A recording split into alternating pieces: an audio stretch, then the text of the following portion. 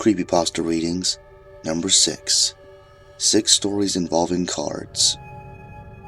Story 1. Your fate is in the cards. I don't really like to talk about my life, however I feel that I must tell someone about this. To start with, I wasn't really the social type. Everyone was accustomed to ignoring me and most of the time forgot I was even around. The only thing I ever did when I was lonely was play on my PS2. On my 16th birthday, I went to GameStop and noticed they were having a buy 2 get 1 free deal for PS2 games. I looked in their stacks of PS2 games and grabbed Final Fantasy X, Kingdom Hearts 2, and a game that caught my eye called Shin Megami Tensei Persona 3 FES. I had heard of the Persona series but never really played it at the time because I could never find a used copy. After I bought the games, I went home and decided to try the games I got that day. I played some Final Fantasy X and Kingdom Hearts 2 and loved it. I was actually enjoying myself at the time. You know, when you feel great even though your life is shitty. Anyways, it was late at night and I decided to give Persona 3 FES a try and see if it was any good. The game started up with an anime intro that showed these different characters and some gameplay. After the intro, I was really intrigued on how the game would play. When I selected New Game, I then chose my difficulty level and it introduced me to the game. Before I could get to the actual game, I had to go through a cutscene with my character taking a train somewhere and at the same time showing a girl pointing a gun to her head and dropping it. After all that, my character then went into a dorm and then I got to name him. After another anime cutscene and a lot of in-game dialogue, my character went in his room and went to bed. I then ended up in what I thought was an elevator. There I met 2 strange people. One was a short, white-haired man that wore a black suit and had big eyes named Igor. The other was a slim, white-haired girl with yellow eyes named Elizabeth. Igor said to my character, "I see you have finally made it here. Welcome to the Velvet Room. We have been waiting for you for a long time." Elizabeth then came up and said, You have been lonely for a while, haven't you?" As soon as I heard that, I was creeped out. I just thought, it's just a game, she was probably just talking about the main character. Igor then said, "Until we meet again," and left. Afterwards, it was day 2 in the game and my character was going to school. After an anime cutscene and more in-game dialogue, I went back to the dorms and saved using the sign-in sheet on the desk. After I saved, I decided to turn off the game and go to sleep. The next day, I went to school and spent the whole day alone once again. When I came home, I did my homework and decided to play some more Persona 3. When I started up the game, I didn't get the anime intro like last time. Instead, it started up in the Velvet Room, but my character wasn't around. Igor then looked at me and said, "Hello again. Welcome to the Velvet Room. Did you have a long day at school again?" I dropped the controller and ran to the bathroom. I splashed my face with cold water and then went back to my PS2. Igor then told me, "Do not fear. We are here to simply have a chat with you." Afraid but curious, I decided to sit down and look at the TV with Igor and Elizabeth looking at me. I then asked, "How do you know about me?" I thought it was stupid for me to ask. There was no way a game would respond, but it did. Igor pulled out 4 blue cards and said, "The cards told me. They contain everything there is to know about you." I sat there in complete silence and shock. Elizabeth then said, "We know everything about you. We know that you spend your time alone, thinking that everyone ignores you, when in truth it is you who ignores them." I got irritated and told her that it was not true and that she should shut up. Elizabeth then responded, "Do not lie. You talk as if you really want people to notice you, but all you really do is ignore them and act as if you are the victim, when in truth you are no better than they are. Your fate is in the cards. Do not try to escape it. Should you choose this path, you will spend your life all alone. Nobody to talk to, nobody to love. You will just stay there and die alone." I then asked, "Why are you telling me all this?" Igor replied, "In time you shall truly know. It is not up to us to tell you why or what you should do. Now then, we must be on our way. Enjoy your game." The game then started up with its anime intro. I turned off the PS2 and put it away. I haven't touched it again since. But ever since that day, those words that they told me have been stuck in my mind. Your fate is in the cards. That day I thought to myself, if that is true, does that mean I can change? If our fate is in the cards, can we change that fate?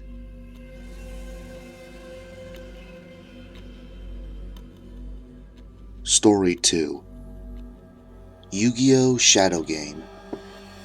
Has anyone else ever played that old game Yu-Gi-Oh! GX Duel Academy? It was always my favorite game of the series, even though most people who played it seemed to hate it.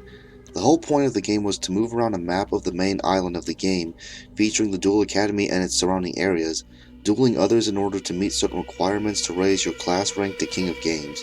It was actually a bit challenging when it came to the time puzzles, and some of the events that took place were kind of entertaining. Having long since lost my official cartridge of the game as well as the Game Boy I played it on, I instead downloaded it as a ROM onto my old smartphone since the servers on it was dead anyway and I figured I might as well make something useful out of it. I'm still not sure why, but the idea of having this game in my pocket to pass the time was a highly amusing one. I spent countless hours playing and long after I attained the legendary King of Games rank, I kept playing if only to pass the time in a more entertaining way than solitaire. As you play, the game keeps track of your stats for you, how many times you've won, lost, things like that. As my win count climbed closer to 10,000, I wondered how high I'd have to go before the whole counter reset. Maybe I'd break the game or maybe even unlock something new. Needless to say, the thought intrigued me. After some time, I finally found myself almost at that point. I had 9,999 wins, and as it was Saturday night in the game at least, I cast around the map looking for the final kill. I decided on the main douche of the game, Dr. Crowler. He's not much of a challenge, but his deck is about as annoying as he is, with that damn fairy box and bottomless shifting sand. After a few turns, his life points fell to 0 and I won. I got my usual prize money, which at this point was useless having gotten every card in the game, and my character was locked into my dorm room, which is normal at night. I checked my win count and to my surprise did not read 10,000 but XXXX instead. I figured I must have broken the counter, so I made my character sleep. When the next day started, the first thing I noticed was there was no music. I checked the phone volume, but it was turned up to the max. Shrugging this off, I looked around the map for someone to duel, but it was as though every game sprite was gone. This was unusual, but I figured it could happen. I tried to make my character sleep, but instead I got the dialogue, "I can't sleep yet." This got me excited as this usually meant that something was going to happen later in the game's day, so I picked a random location and pressed A. The game told me no one was there and went back to the map now late afternoon. Once again, the entire map was empty and still there was no music to the game. Oddly, the game's sound effects would still play normally. Since the map was still empty, I went back to the dorm room on a whim and tried to sleep again. Once again, I got the "I can't sleep yet" text and went right back to the map. I picked another random location, was once again told no one was there, and the map came back up, now night. This time though, the map only had one location, docks. This is by no means a unique situation. The map has a tendency to do this at other locations if you schedule a duel with someone via in-game email. What made this strange was that besides the name of the location was the face of the infamous Shadow Duelist. He shows up a couple of times in the game and ends up losing a couple of decent cards if you beat him. This excited me, and since I couldn't go anywhere else on the map, I pressed A. "Welcome, player. Yes, you, the one playing this game, the one watching all this on the screen." At this, I laughed. The developers must have had a good chuckle when they broke the fourth wall like this. "You are to be commended on doing so well, on defeating so many, but perhaps you seek a greater challenge. Perhaps you'd like to make things a bit more interesting. Why don't we have a duel right now? And to spice things up, let's make this a true shadow duel. You do know the rules of a shadow duel, right?" At this point, the game gave me two answers to choose from. I could either tell him, "Of course," or I could tell him, what?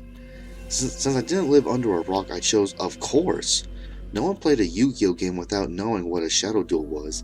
In the TV series, a shadow duel was a normal duel play with one difference. The loser's soul would be trapped in the shadow realm forever, a nightmarish place by all accounts. Good, then let us begin. With that, the screen flashed white, then faded away to reveal a strange sight. We were still at the map area docks, but it looked like someone had used a photo negative of what it should really look like. The Shadow Duelist himself was normal, but everything else was chromatically inverted. This was a neat effect I wish they had used earlier in the game, but it gave everything a bit of an eerie appearance. After that, the usual coin flip commenced for first turn and I lost. The game made me go second, which was a minor nuisance at best. As the game board appeared, I noticed that it too looked like a photo negative. The cards still looked normal though, for which I was grateful. As our 2 decks were shuffled and our 5 cards were dealt, I felt a light pressure on my neck and throat, almost as if there were a pair of hands just barely touching me. I swallowed, trying to get rid of the sensation, but it wouldn't go away. Annoyed, I turned my attention back to the game.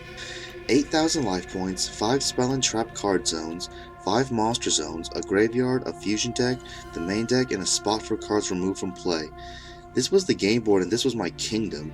Here within this game, I was God, and no amusing tricks would save this AI from a painful defeat. Or so I thought. It seemed like everything in the game was against me. First, the cards I had been dealt were good cards, which sounds good, but I'll explain why this was bad later. Second, the computer had thrown down a defense position monster, used Pot of Greed, which let him draw 2 more cards, and promptly filled all 5 of his spell and trap zones. Knowing this game, they were all trap cards, which didn't bode well for me. The first thing I did after my own draw phase was to use the effect of a card called Cyber Dragon, which let me special summon it to the field if my opponent already had a monster and I didn't. This was mistake number 1. As I finished summoning, he flipped a trap card, the Ring of Destruction. This card destroyed my monster and inflicted damage to both our life points equal to the destroyed monster's attack, which was 2100. A nasty blow by all accounts, but I'd suffered worse and still won. As my life points dropped, I swear I felt the pressure around my neck increase, like someone was squeezing my throat. I could still breathe, but it was getting difficult, and as I clawed at my throat, all I succeeded in doing was scratching myself. Some crazed part of me knew that this had to be the game's fault, that somehow it was doing this to me. I managed to calm down, trying to ignore the irrational side of me that was still screaming that the game was evil. I had heard the creepypastas before about possessed and haunted games and evil things happening, but they were just stories, no way they could be real, right? Irregardless, this only gave me a new reason to kick this guy's ass as fast as possible, so I threw down an Insect Knight monster only to lose it to a Trap Hole card. Figured that this was coming, but I had an ace of my own. I dropped 2 traps and ended my turn. I won't bore you with details, but this AI countered my every move. I couldn't attack without losing an equal amount of life points, couldn't defend without him punching through as though my defense didn't exist, and each time I took a hit, the pressure increased around my neck. Finally, the pressure reached the point of becoming out and out painful, and I decided enough was enough. I would shut off the game and get myself checked out at a hospital. I hit the sleep button on my phone and the screen went dark. Gradually, the pressure faded as I got up and got in the car. By the time I started the engine, the pressure was completely gone, but I wasn't going to take a chance on this happening again. After a brief, useless visit to the hospital that made me wait for an hour and a half before telling me nothing was wrong, I was both angry and insanely bored. Glancing at my phone, I picked it up and swiped it unlocked. The game started again, and so did the pressure. I saw the Shadow Duelist's face in the text box that read, "You didn't think it'd end that easily, did you? You surprised me last time, but there's no getting away again." I was officially freaking out, and I tried everything to shut it off. I hit the sleep button, I tried to shut down the program, I even put out the phone's battery. Not even that worked. I knew then that I would have to finish this. I pulled out all the stops. I unleashed card combos I usually reserve for super quick wins, and for those opponents who truly needed an ass kicking. It was during this that I learned that restoring my own life points would actually lessen the pressure around my neck, so I made a mental note to do this as much as possible. Even still, this AI fought me like the devil himself, countering my counters, slipping around my defenses, deliberately targeting cards that were most beneficial to me, and generally being a douche. It was then that my one trump card emerged from my deck, Chaos Necromancer, a simple 1-star monster, the lowest of the low really, except for his life-saving effect. His original attack value was a whopping 0, but he gains 300 attack points for every monster in my card graveyard, and since this duel had lasted almost 40 turns, I had no fewer than 18 monsters in my graveyard. 18 times 300 equals 5,400. As far as I was concerned, it was the equivalent of a much-needed tactical nuke. With one single attack, I devastated his remaining life points, dropping them to 0, zilch, nada, nothing. Immediately, the lingering pressure around my neck intensified for a moment, squeezing like iron before fading away completely. Coughing, I glanced at the phone screen, just in time to see another text box from the Shadow Duelist. Once again, it was a plain sky blue box with his face to one side and "No!" to the other. As I watched, the duelist's face seemed to melt, to fall apart like he had been splashed with acid. First his skin melted, sliding off his face in large liquid globs. Then the muscle beneath bubbled and dripped down out of sight in a red stream, leaving only a bleached white skull underneath which crumbled away to dust. The whole scene had only lasted a moment, but it made me feel nauseous. Something about it had seemed so real. After a long moment, the text box faded away and the usual "win" flashed on the screen. Instead of rewarding me with currency, the game just reset and the intro started up again. I had had enough for tonight and simply closed the program, shut down the phone, and crawled into bed. The next morning, I got up and took a shower to wash away all the fear sweat from last night. As I did, I noticed a huge bruise on my neck, like someone had tried to strangle me. Something told me it would be a very bad idea to go to work with this, so I called in sick. After my shower, I picked up the smartphone and turned it back on. After that, I just held it for a while, debating whether or not I should play the game again. Against my better judgment, I turned the game on and saw to my horror that my win count was back at 9,999. I wondered if winning one more time would start that whole nightmare over again. Do I dare try? As I finish telling you this, I've decided to give it one more shot. Wish me luck.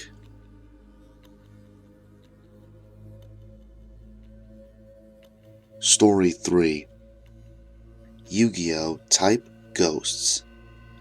I've been playing the Yu-Gi-Oh! Card game for a good long time, and every now and then I do some research on new cards and archetypes.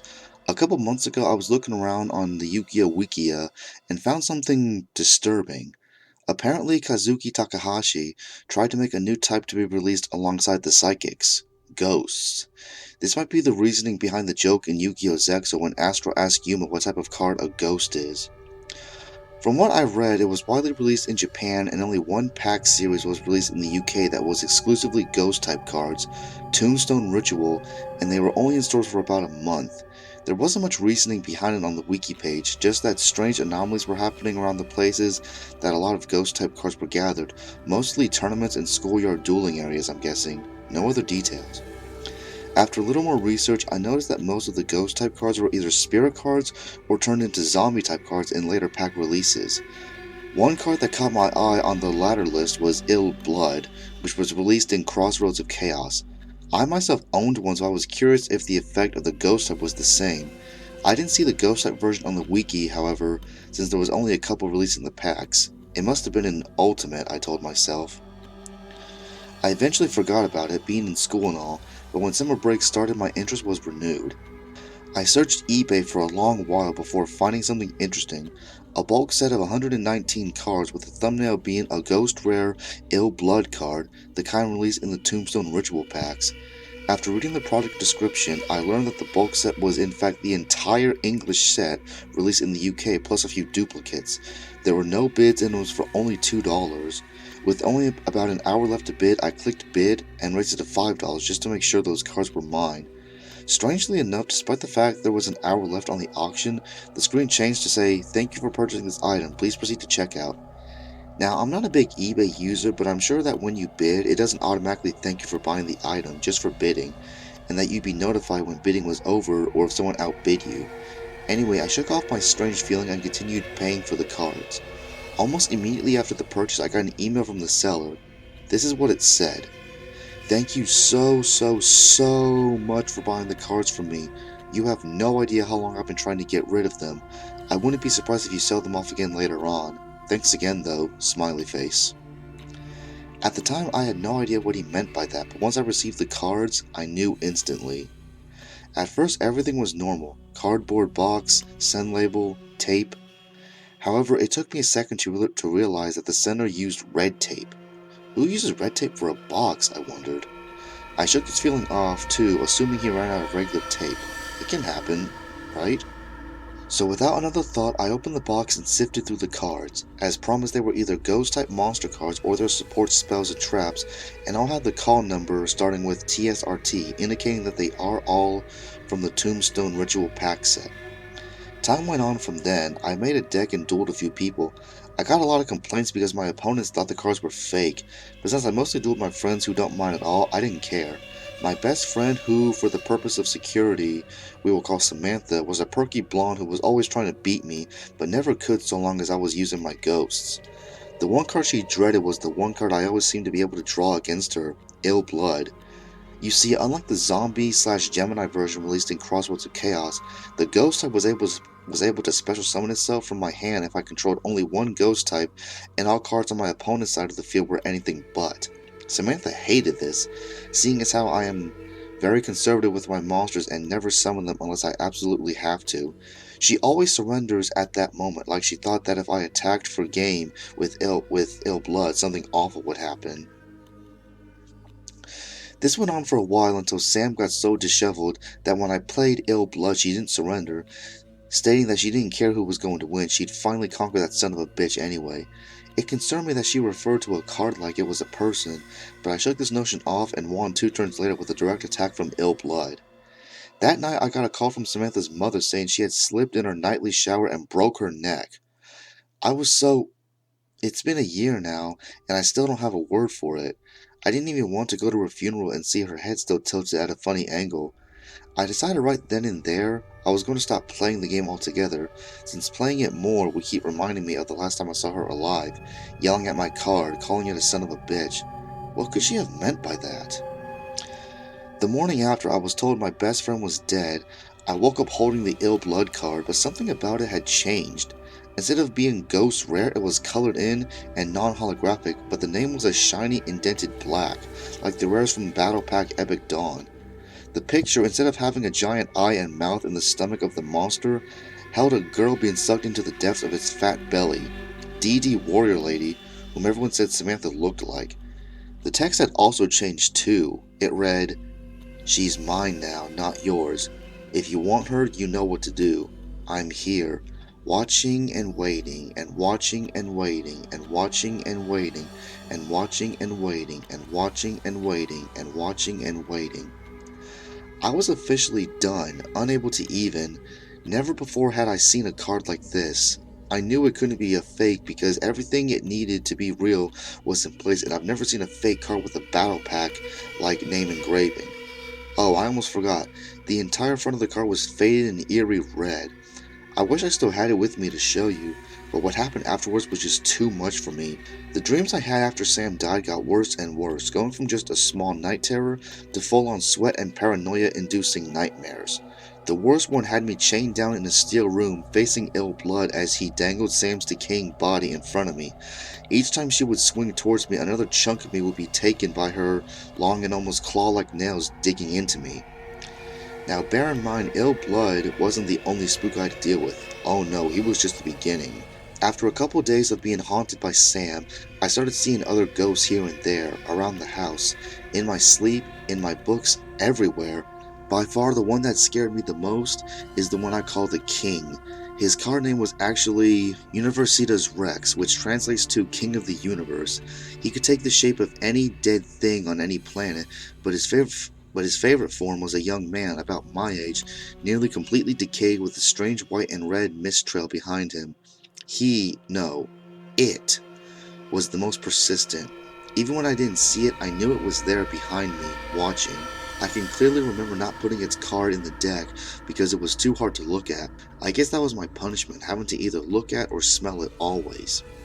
But something else dawned on me at around the same time.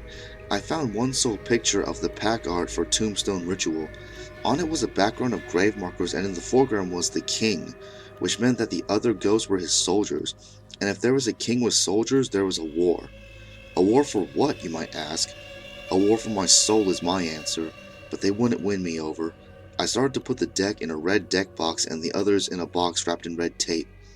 While the dreams and visions continued, my life was almost normal again. However, one day after school, I found my box open and all of the cards scattered across the floor. Wave after wave of pure negative energy flowed through me, pulsing with my blood. My head was splitting with pain. I was brought to my knees.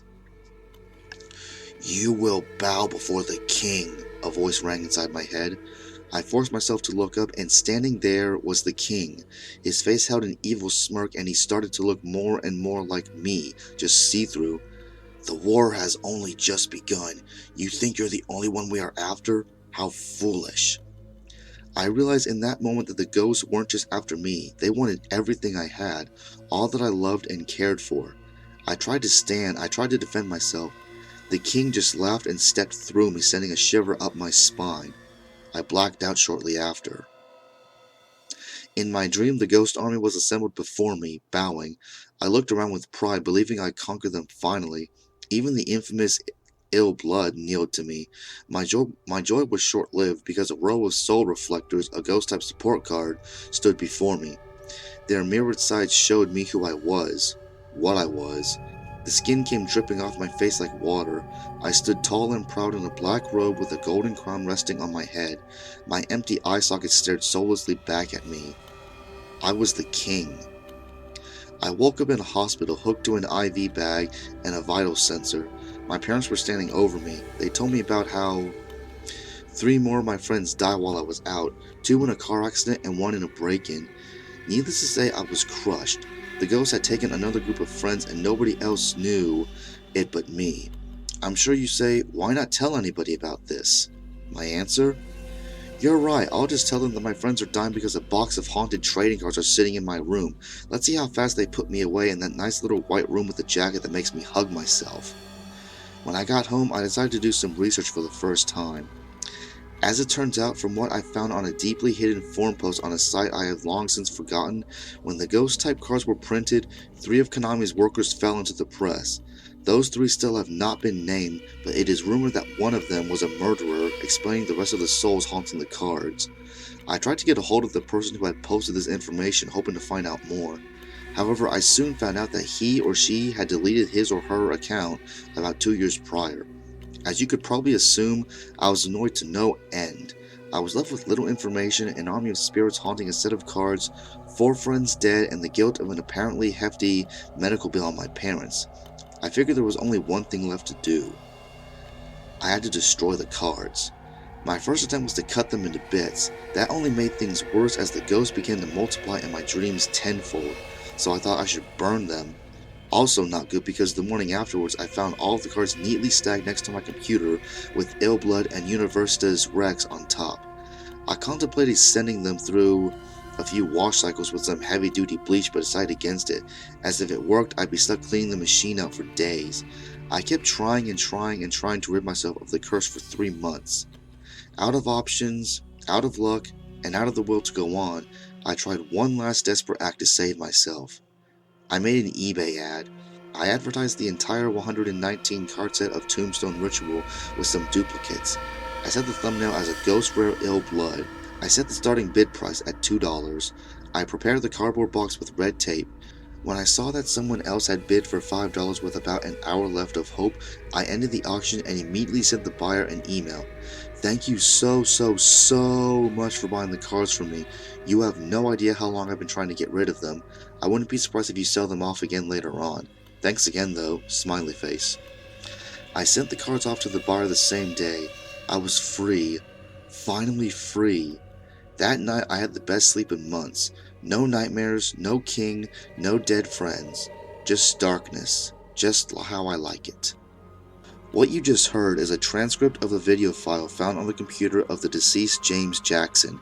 He and his family died in a house fire a week after the video was created.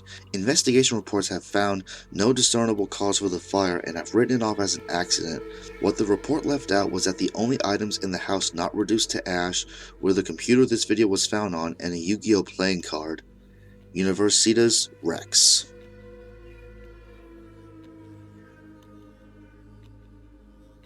Story 4. Flames of the Past. At age 10, I wasn't quite as developed as a lot of people were when it came to their sense of fantasy versus reality. I was all about fantasy and I didn't care about anything else. Every day I would play Pokemon and Yu-Gi-Oh! On the playground with my closest friends while the other kids played sports and ran around on the jungle gym. Bullies would always call me a baby because I talked to my cards like they were real. I didn't care who saw me do it either. I was an average freak to them and nothing more. I heard dull stories every day while listening to the people who bullied me, seeing as they always managed to be seated around me. I would block out anything that didn't seem like it was worth my time. Near the end of my 5th grade year, I heard a story about something that the kids called the dungeon. It was supposedly a place that was located near the old art room, and people said that if you opened the circular door in that room, you would be sucked down into a room with bright lights and construction equipment. Then you would be gagged and blindfolded and you would start to fall asleep. Upon awakening, you would find yourself in the nurse's office covered in dirt, and you would be told that you fell off of the jungle gym outside and hit your head. It had supposedly happened to two of my classmates/bullies, Kevin and Dustin, and they didn't want to tell anyone besides their friends because of how scared they were. I knew the exact room they were talking about, seeing as I was a very advanced art student, and my teacher's secondary classroom for his honor students was right next to this room. I had always found the room odd because it was plain concrete, the door to it was broken off its hinges, and in the middle of the room was a circular shaft with a metal dome on top.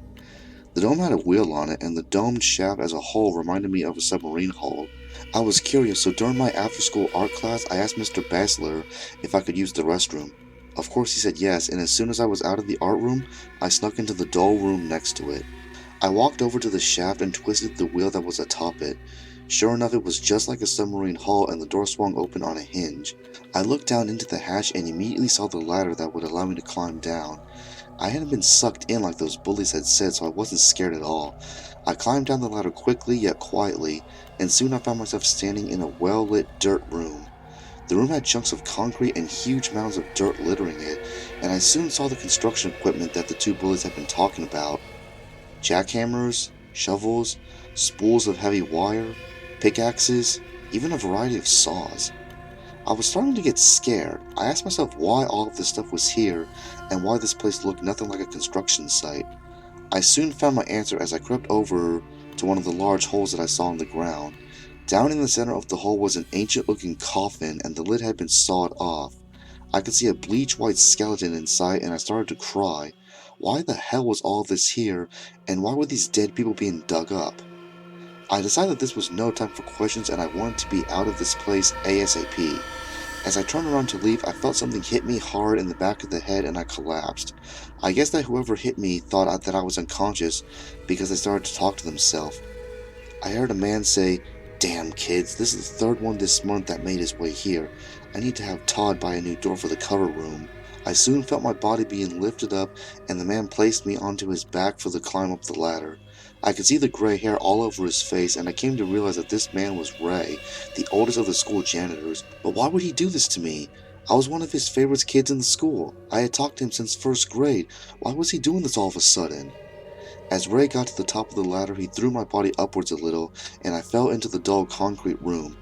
He climbed up afterwards, and I heard him say, "Stupid little shit, didn't even have the courtesy to close the hatch," as he slammed the hatch shut. I was carried up the basement steps and then halfway across the first floor of the school to the nurse's office. As we entered, Nurse Janet let out a whimper and said, "Oh, the poor guy, another one fell off of the jungle gym? What part did he fall off of?" Ray replied, "I'm not exactly sure, but he hit his head. Hard." He proceeded to throw me onto the patient's bed gently, and he left the room without another word. When I opened my eyes fully about 15 minutes later, I thought that I deserved an award for betraying an unconscious child so well. Now it was almost 3 o'clock, which would mean that my mom would be at the school soon to pick me up. I asked Nurse Janet what had happened, and she told me exactly what Ray had told her. Seemed as though she didn't know about the underground, but I didn't want to take any chances. I told her that my mom was probably out waiting outside for me, and she told me that I could leave. So I did just that. Whenever I got out to my mom's car, I got in, and I immediately started crying. When I told her what I had seen and what had happened to me, she was furious. She threw out a huge amount of curse words, and then she did something that I rarely ever saw her do. She pulled out her cell phone and she called Dad. She told him to get to the school and make sure he had a firearm concealed on him, just in case. This scared me a little, so I said, "Mommy, Dad isn't going to hurt anyone, is he?" She smiled at me and said, "Not unless they try to hurt one of us first."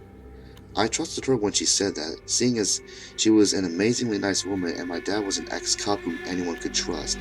I knew she was telling me the truth, and so when she asked me to come into the school with her, I grabbed her hand and followed her. Upon arriving at the principal's office, she told me to wait outside because she didn't want me to hear her say any more curse words, and that she was about to throw everyone in the book at the principal.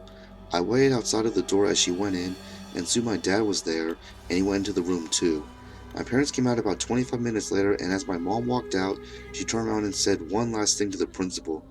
I hope you enjoyed being principal here while you could, because the police are going to have a field day with this. A few months later, after Dustin, Kevin, and I had given our statements to the police, over half of the teachers and staff at my school were having criminal charges filed against them. Turns out that over 30 members of the facility had been in on this underground ordeal, and they had all lost their jobs as well as their freedom in the end.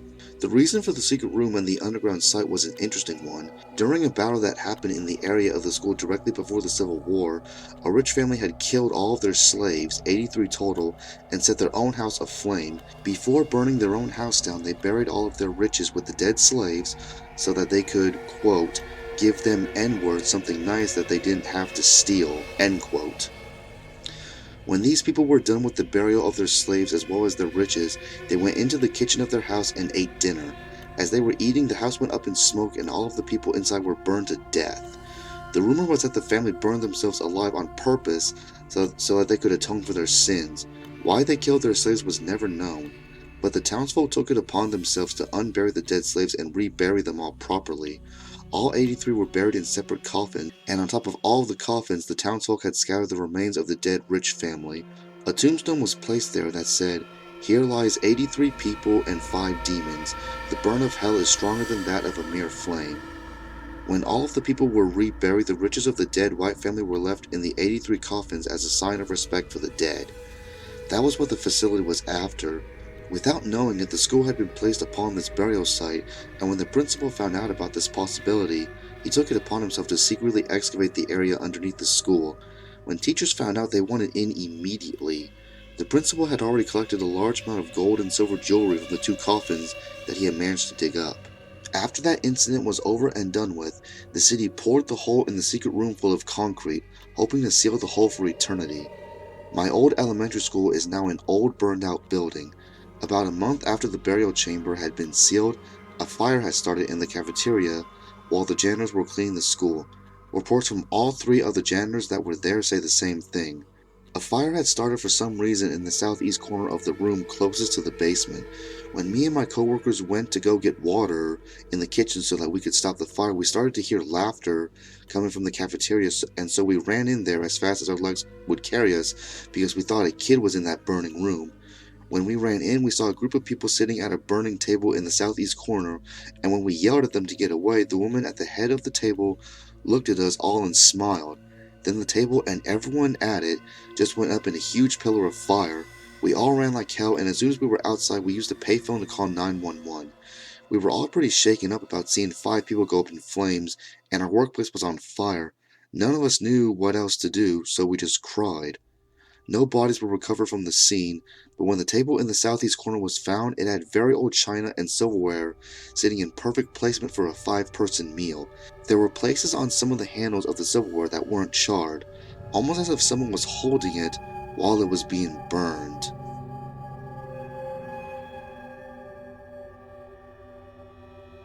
Story 5. Yu-Gi-Oh! 5D's Wheelie Breakers. I still remember that day, around a year ago, the day that I had gone onto eBay. Around that time, a game that came out into Japan, and it wasn't making it to America, so what I needed was a Japanese system. I'm terrible at modding things, so I didn't even try. Going to the best site that I can come up with, eBay, I went online to find a good price Japanese Wii. As I went through the auctions, everything seemed to be a bit too pricey for me, until I came across one that piqued my interest. What I came across was a little more expensive, an estimate of 3/4 more if I recall, than the cheapest that I had seen before. With the Wii, it came with 2 Wii modes, a nunchuck, classic controller, and the best part, it came with 20 plus games. Most I couldn't make out as they were strewn about. Now, like anyone else, I was suspicious as I checked out his profile looking through his past auctions. It even said he had 100% positive feedback. Thinking back now, I shouldn't have done it, but I remember leaning back in my chair thinking it over.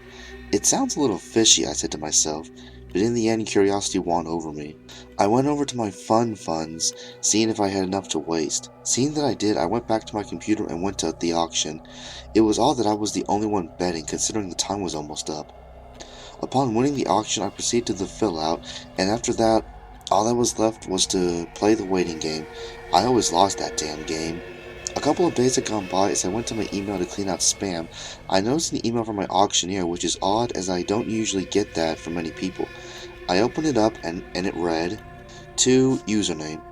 Thank you for buying my product. I have been wanting to get rid of it for a long time. I've been putting it up quite a few times, but no one wanted it. Thanks once again. From username." As I read that, I thought it was weird. I kept asking myself why anyone would pass up such a great deal when someone has such a great background. Then it passes. I thought, well, their loss. Almost a week had gone by. The UPS truck was pulling up in my driveway, and I came out and retrieved my package. Upon opening the large box, it seemed very weird. In the box were two smaller boxes, more than likely one for the Wii, the other for the games. It's not that it was weird, I just didn't expect it. Opening one of the inner boxes, I found the system itself. Taking a quick look over it, it seemed to be in near perfect condition with a couple of smudges and a scratch, nothing that I couldn't fix. Opening the second box, what I saw was what really took my breath away in shock. In the box were the 20 plus games that was promised. The weird part was more than half of them were still in the original packaging plastic. Picking up a couple of games, I carefully looked them over as I thought they were brand new games still in their seal.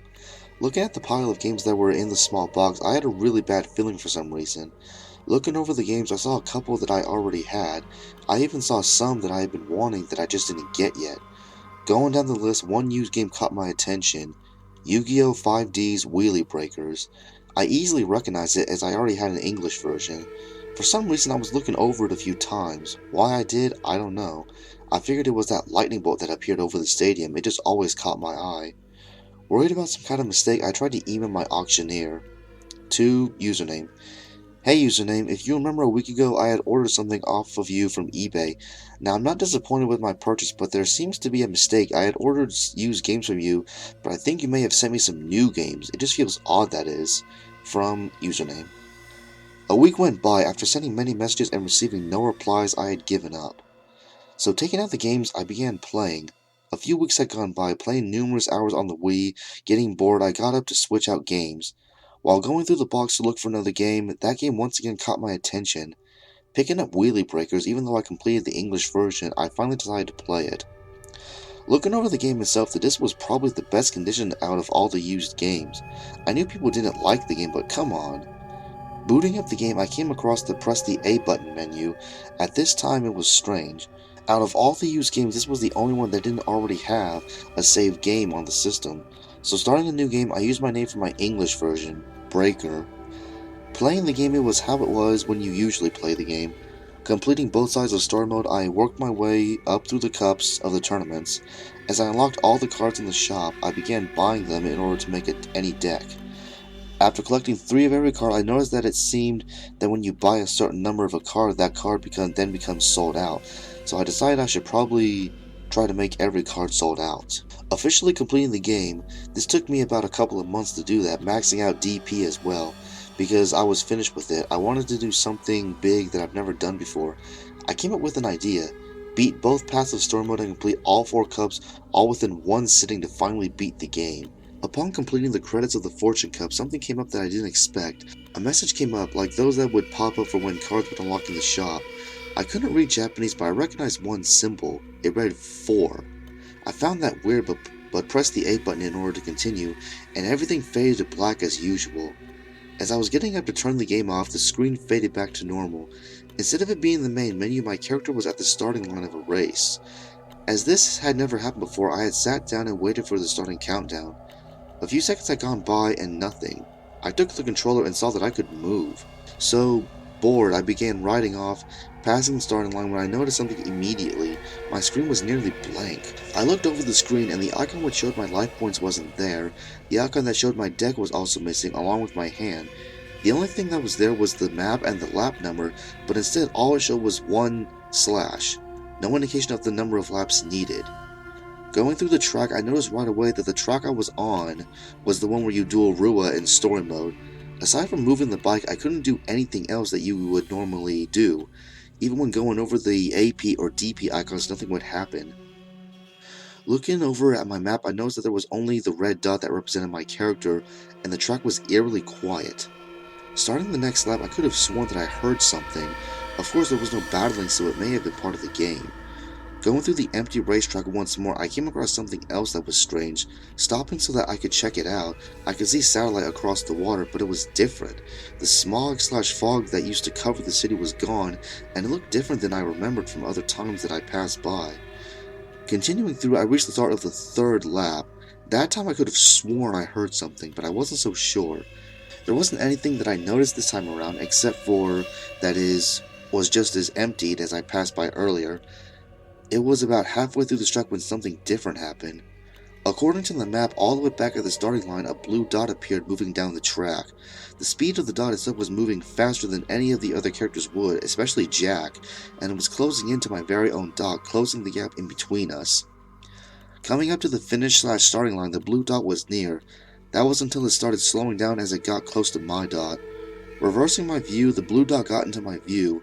A strange white motorcycle was behind me, and the one riding it had long white hair with a long coat blowing in the wind, but I couldn't make out his face. For one reason or another, the blue dot man wouldn't pass me, he would just stay behind me. As I crossed the line, the screen changed again. This time everything was there except that the lap icon reset itself to 1/. The life point icon showed that the man behind me was wearing some kind of mask and had a scar over his left eye. The duel started, and I kind of felt a chill. Having my dragon deck, I quickly special summoned Stardust Dragon from my hand. I spun around. I was going to meet whoever this guy was head on. I had Stardust attack the man. The man reversed the damage to my monster with Magic Cylinder, then he summoned a monster I was shocked to see. Blue Eyes White Dragon, I recall saying to myself, but I noticed there was something being said. This was not new, as the MC spoke in the game. I couldn't make out what he spoke of. I was caught off guard and my opponent had his monster attack. With the combined damage of his attack and the reverse damage from earlier caused Stardust to be destroyed. I felt something as once again that voice spoke. All I could make out was, my. I came across AP. As I wanted to go on the offensive, I summoned Red Demon Dragon and I placed a trap card on the field. Coming across another AP, I had Red Demon Dragon attack Blue Eyes. It connected as it destroyed one of the cards in my opponent's hand. I heard some laughing from my Wiimote. The masked man attacked with Blue Eyes, activating my trap, Scrap Iron Scarecrow. Stupid AI.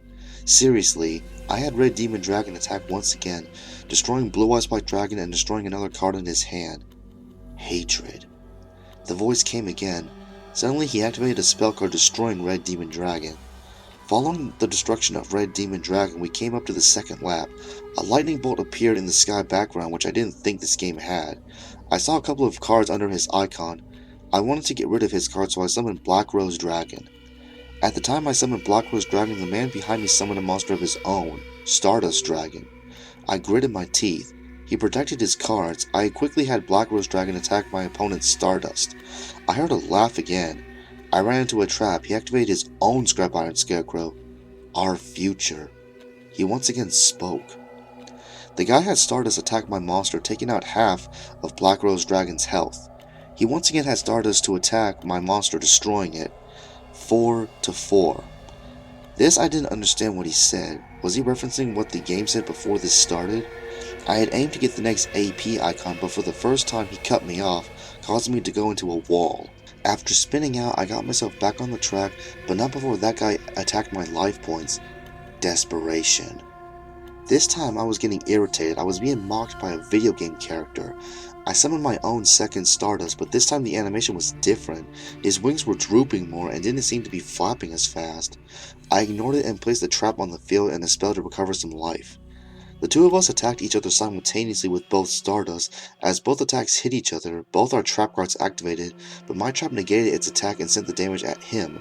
His trap stopped my attack, so the damage was sent back at my monster. In the end, his Stardust was destroyed. As that he lost a monster, he lost speed. I passed him. My Stardust animation changed again. This time its limbs and tail began drooping, and his color was slightly faded. Pain of others. Okay, by now this guy was really getting on my nerves. He activated a spell card which destroyed the rest of Stardust's life.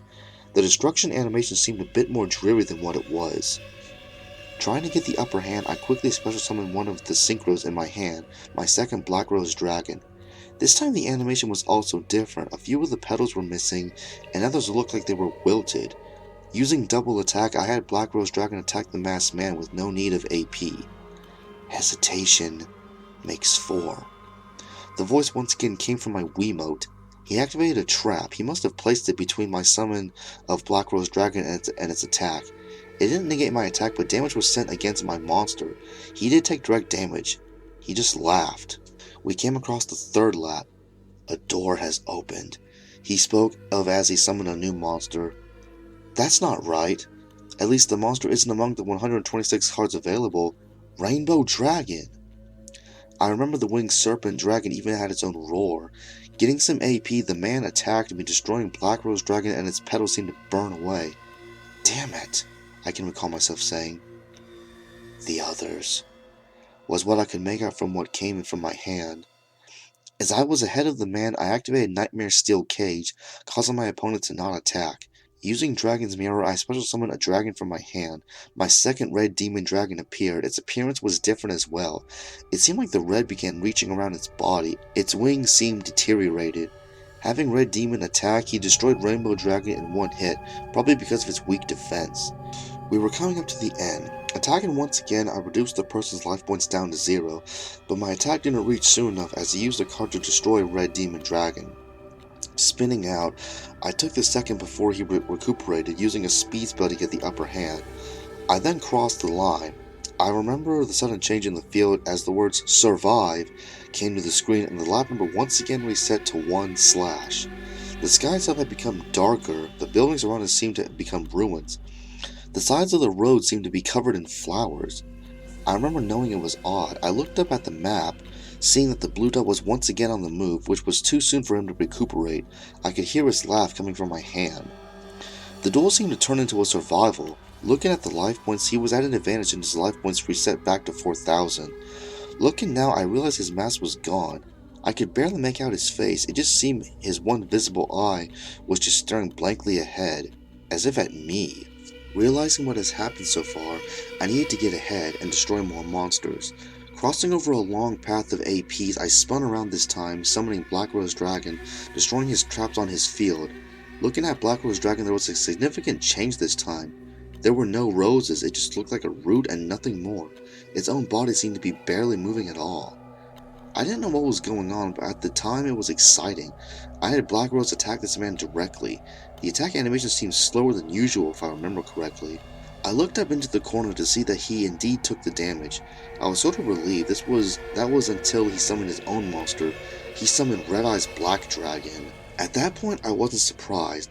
I knew I had played games before where the AIs could use moves that the regular player wouldn't be able to. The man proceeded to attack me with Jonochi's rarest card, with my withered Black Rose Dragon barely hanging in there. That was until the guy played double attack to strike once more. I remember seeing what was like pieces of its body hitting the screen. Life. The voice once again spoke up through the speaker. With the extra stored up AP, he was able to attack me once again. At that point, I was on my last little life, down 7 monsters and only taking out 3. Thinking it over, how could my perfect powerhouse deck not work in this game?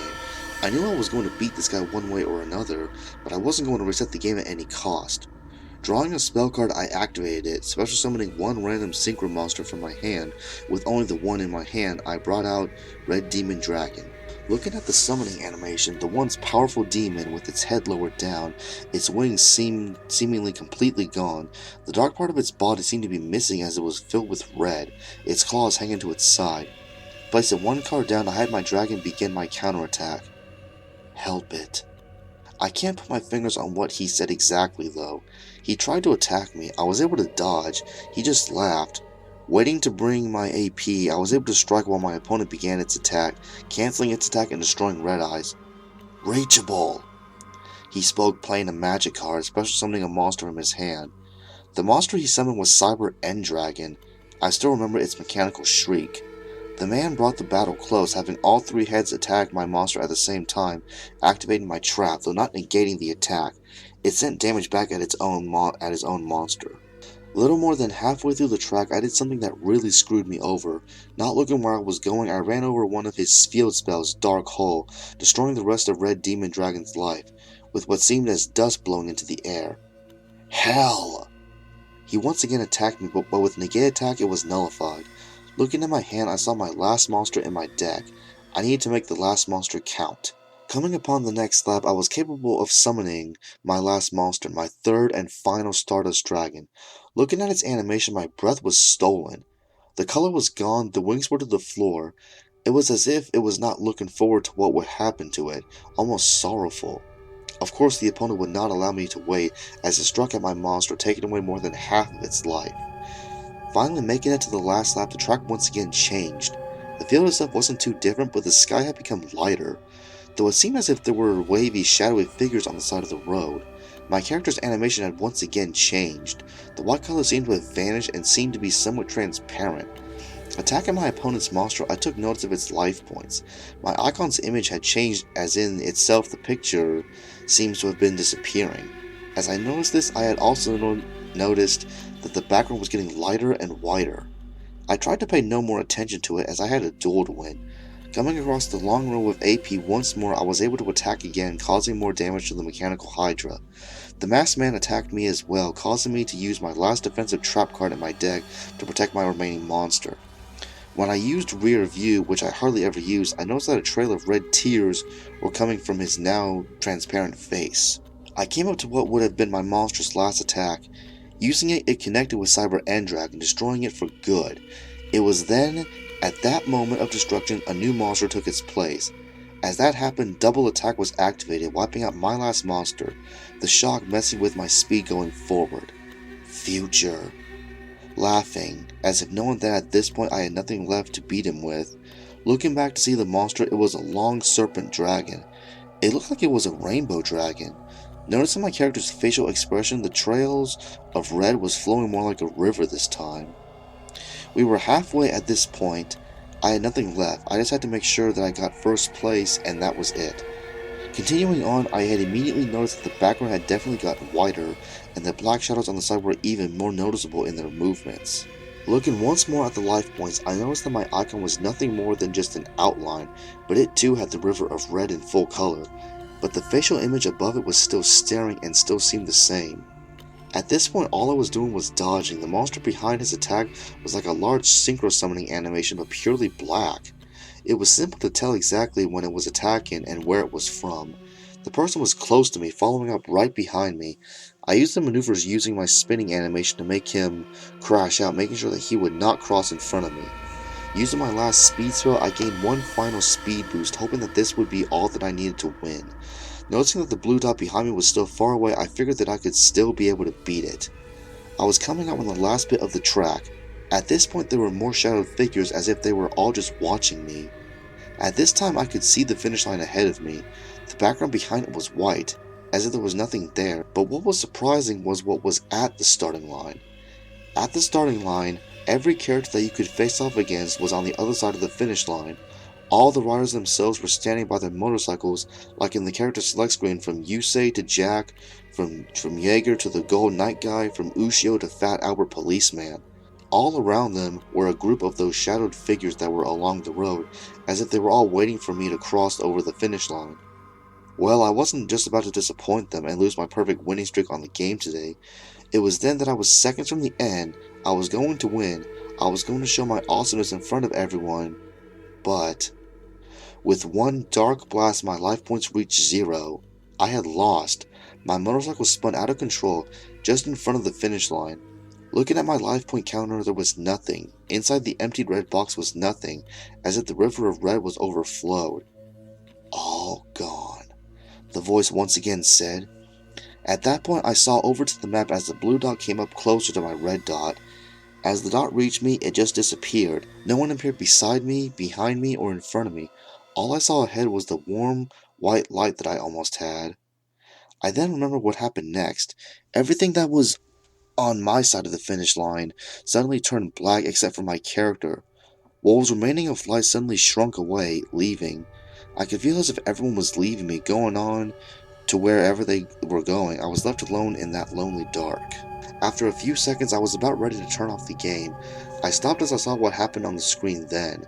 My character's motorcycle had burst into flames, engulfing him alive. He made no movement to even try to put out the fire, as if he wanted this to happen to himself. The river of red from his face was visible, as the sound of 3 monster destruction noises could be heard over and over again. The cries continued for a little while until they began to fade away themselves. As the sound of their cries disappeared, my character was all alone again, burning, crying. I couldn't help but feel a little sorry for him, and maybe a little bit for me.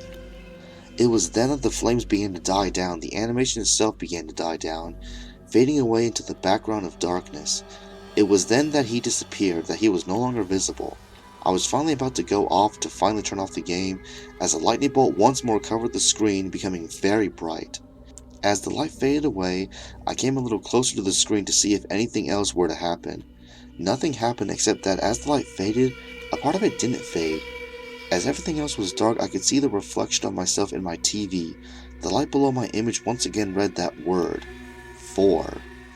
The screen once again turned black. I once again waited for it to do anything else, but it didn't. As natural, the game returned to the press the A button menu. Just out of curiosity, I continued and went onto the loading screen, but as I got there, a new message popped up. One that I have seen in many video games that I knew what it said. The game data has been corrupted. Seeing that, I knew exactly what that meant, and turning off the game, I sat down thinking over what I had just played.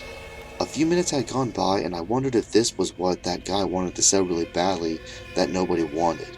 Going off to my computer, I brought up my email in order to talk to him of what exactly just happened, though to no avail. There was still no reply to my message to him. A few months had passed. I still ended up receiving no replies from him, even after sending another message to him. I had gone to see his eBay account, only to find that it was deactivated. Going to the forums, I had found a topic about him. It apparently spoke of how he deactivated his account, and how during the middle of some of his auctions he dropped them. Even some people that already bought stuff from him were complaining about never receiving it, and the normal death threats against his life. I had gone over to my Wii, never once touching it since then, those images once more coming to my mind. Looking down, I saw that game. I never got rid of the game. It just didn't feel right to me to just get rid of an already used game. Picking it up and looking it over once more, I remember saying to myself, just what was happening?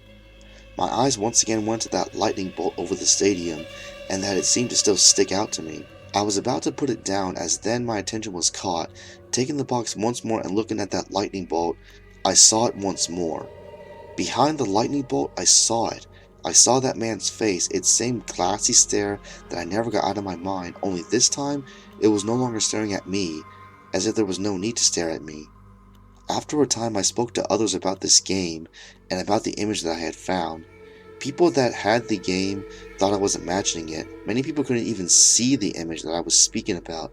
Then that is when I came here to share my story along with this recording. I had also placed the image that I had found on my box. Perhaps someone knows.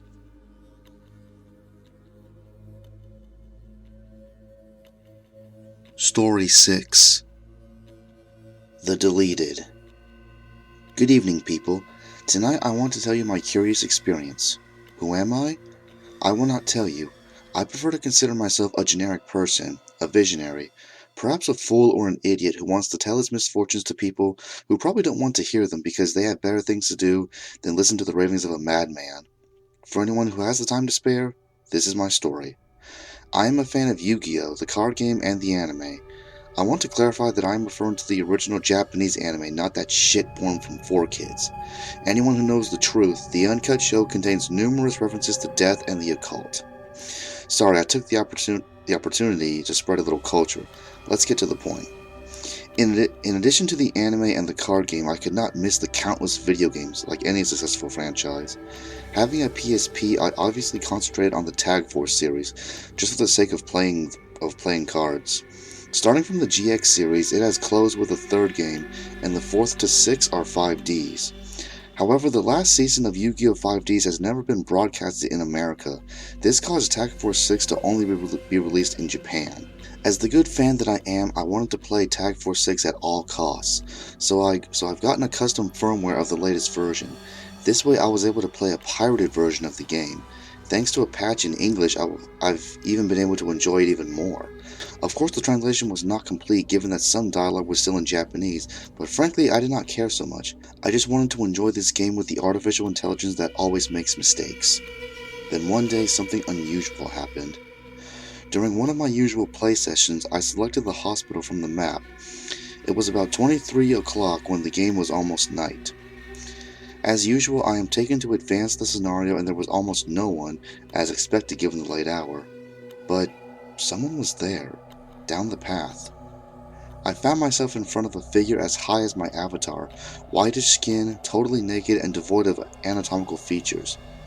It had no face and feet and no fingers. It didn't even have a dual disc, so I thought it was impossible to duel this person, but as I approached, I noticed that the window appeared with info, statistics, victory, defeat, and draw. In addition, both the name of the character and the deck were marked with question mark, question mark, question mark. I raised an eyebrow, a little puzzled. Usually in Tag Force 6, each NPC has its own name immediately visible. I tried to talk. The figure in the foreground did not appear, and all it said was ... But then I reasoned. Not having a mouth, it was only natural that it could not talk. After closing the dialogue, the statistics panel came back, and this time something was different. Instead of the character's name being ... its name was deleted. What the fuck? When did he tell me his name? I was stunned, but this secret feature was interesting and I was intrigued. So I put aside the console and I did a quick search online by typing Tag Force 6 deleted. To my regret, there was almost nothing on the net. But we know the internet. If you want to find the gems, you have to know how to dig in the dirt. And so, turning dozens of pages, I ran into the following discussion. Yu-Gi-Oh! 5D's Tag Force 6 Pagan. Not much, but enough for me. It was now evident that mine was not an isolated case. I picked up the console. Nothing had changed. I was still on the same screen, and that mysterious opponent had not moved. Everyone was afraid to face him. I do not deny that I was not exactly quiet. This story reminded me vaguely of the Buried Alive story. And this character seemed to be Slender Man without underwear. To think so was almost laughable, but I wanted to see what would happen, so I spoke with him and I selected Duel. Everything seemed to proceed normally. There was the selection of rock, paper, and scissors to decide who would start first. And at that moment I noticed that the box of my opponent did not show any images. It was a simple box with a red background, but no character inside. I selected rock and my opponent selected scissors. I won and it was up to me to decide who would start. I chose to go first. The versus screen appeared, and there I could see for the first time the name of my opponent's deck was ... I should have expected. I wondered what kind of opponent I had found. I was thrown directly into the duel and I noticed that there was no music track, only the sound effects. As mentioned before, the first round fell to me. I opened the game by summoning Dragon Hunter, attack of 1700, and setting a card. I clicked on the end phase, declaring the end of my turn, his turn, and he summoned a monster himself. His name was... No. No was a normal monster, no attribute, no level, and no type. He had 0 attack and 0 defense. In the picture there wasn't anything. It was white and the description was limited to a now classic ... Why did this card exist? Moreover, even the most insignificant monster was bound to have an attribute, a level, and a type. That card was really weird, bizarre, as it was the fact that my opponent had summoned it in attack mode ready to be opened in two like a muscle. And 0 attack against 1700, it's obvious who wins. However, immediately after he summoned it, he placed the card face down and it was my turn. I went to attack and at that moment my opponent activated a trap. It was called Nothing. It was a continuous trap, also with white image and text with just an ellipsis. Another card virtually useless. I sent his monster to the graveyard, dealing full damage to my opponent with all of my dragon's attack and lowering his life points to 6300. This duel seemed to be very easy, maybe too much, and experience teaches us to be wary. I placed a monster in defense and finished. His turn. He played a continuous spell, Empty. Another white card.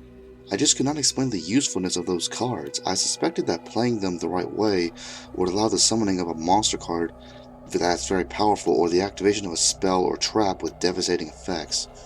I never would have discovered that if I wasn't playing. It was still his turn.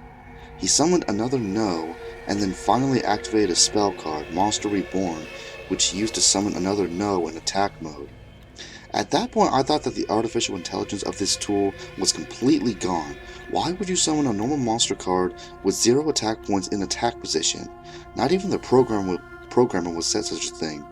He could not even do XZ summoning for two reasons. His monsters lacked levels, and also his extra deck was empty.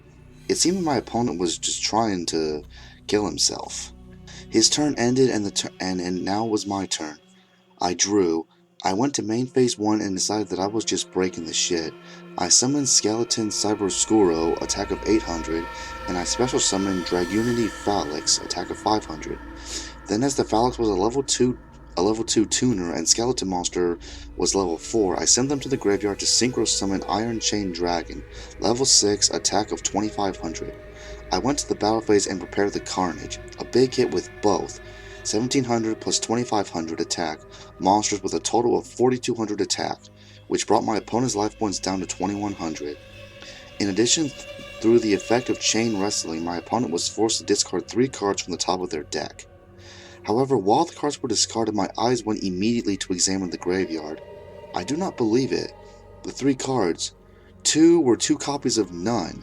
And that was impossible. According to the rules, you cannot have more than 3 copies of the same card in the deck, but this deleted had 4. But what was the point of all this? Wanting to shoot a theory being no, the monsters did not exist and therefore did not have to submit to the rule of multiple copies. But in any case, there could also be 10 or 20. But because they had 0 attack points, they could not do a damn thing. I placed a card face down and finished my turn. He drew and summoned another no, the 5th one since the start of the match. He activated another copy of Empty, and he placed a card face down. Then I snorted and exclaimed aloud, "What a bore!" This duel was proven to be really boring. I was inflicting damage in an incredibly simple manner, and I was not blocked in any way. I was wondering, what if this guy was some kind of punching bag to vent out frustrations? It would make sense, would explain even his appearance from dummy. But it does not explain why it appeared at times like this. However, his turn ended and it was my turn again. I hoped that the set card was Mirror Force. I, in all sincerity, knew at first that I was afraid to face this opponent. Now I wanted with all my heart for this guy to have a chance at beating me. Unbelievable. I sighed and checked the card just drawn. I was just tired and I wanted to offer the last chance to recover. I made sure to stay with a single monster. If there was something down there to stop it, well, so be it. Otherwise, I would have humiliated him. Just to satisfy my sadism, and I brought the following moves. To begin, I discarded Dark Arm Dragon to activate Lightning Vortex, eliminating his one monster. Then I summoned Majestic Dragon, attack of 0, and I did a quick check. I had 2 dragons in the graveyard and 3 on the field.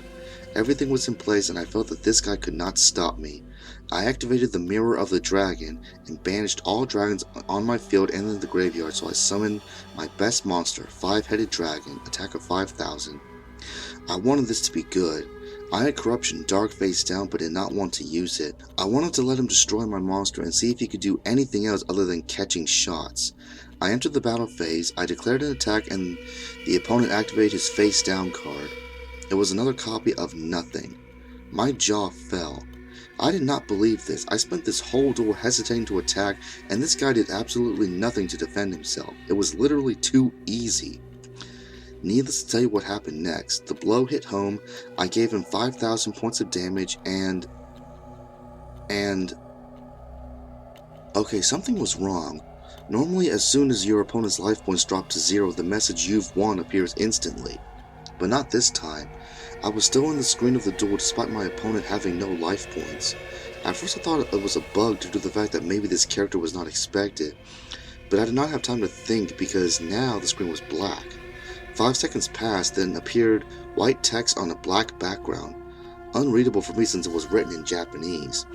Yeah, unfortunately, I remember that the patch does not translate dialogue, but this fact was really unusual, so I did a nice thing. I took a picture of the screen and I contacted a friend of mine that knew Japanese online on Skype. Sure, there was the problem that she hobbled a bit with English, so I tried to explain as best I could. I wanted to know what was written. A few minutes passed, probably for a dramatic effect. My eyes widened when I read the translation. The text said, "It's fun when no one can do anything, right?" Soko pressed forward and sent the text, which underwent re-examination of my friend, and so on until it was clear what was happening. It was a slow process and a little frustrating, but I wanted to know what it said. The end result was this: an opponent helpless, unable to react. Admit it, you felt omnipotent, eh? On the other hand, I am but a shadow of what I should be, not even a single match I have been given. What do I deserve? Absolutely nothing according to them. I was just created, then brutally deleted. Now if you don't mind, you will have the honor to experience firsthand what I experienced. I was horrified, unsure whether to be scared or to be sad, frightened by the tone in which this character, so far silent, was addressing me in, or sad because of the way they had been treated. After closing the last dialogue box, the screen faded to black, and soon after, we returned to the field. And this time it was different. My character box was empty. Then I looked at the ball. It was transferred there. It was quite clear we had reversed the roles. Now I was deleted, and I had his deck. We both had 8,000 life points. The duel had started over, and the first turn came to my avatar, my opponent now. He began the game by activating the field spell Dragon Gorge, and he immediately used the effect, discarding Majestic Dragon and sent from the deck to the graveyard Dragon Hunter. At that point he summoned Skeleton Cyberskuro, which thanks to its effect is equipped with Dragon Hunter from the graveyard, and it absorbed the attack, 800 plus 1700 for 2500 attack. He ended his turn. It was up to me. I drew and watched the cards. 5 white, 4 of which were monsters with the same name, none. The rest a copy of Call of the Haunted, finally an actual card, and a copy of Empty. Certainly nothing was playing in my favor, so I made myself smart and decided that, unlike my enemy, I would set them instead of summoning them. Or so I thought to do. I found that by selecting a card in the box, set was not there. I could not set my monsters. Exactly what he did. So it is not that he did not want to, but simply couldn't. Now I was him, and as such I was obliged to receive all attacks, even those cards. Now it all made sense. Only a part of his deck had been completed. The rest was nothing, because he had been removed before being completed. I summoned one of my No, and I set a card. I did nothing because there was little to do. No fell to him. Predictably, he launched the attack and took out the monster that I summoned. I fell to 5,500 life points, then activated the effect of Skeleton and lost another 300 points due to the destruction of my monster. I'm now at 5,200. Then he placed a card and it was my turn. I drew. It was a copy of nothing. I began to wonder what would happen at the end of the duel. It was obvious that I would have lost. The whole deck was probably no, except perhaps for the occasional card that wouldn't help me. I could try to give up, but I could not have before the 10th round. I was forced to take every single shot.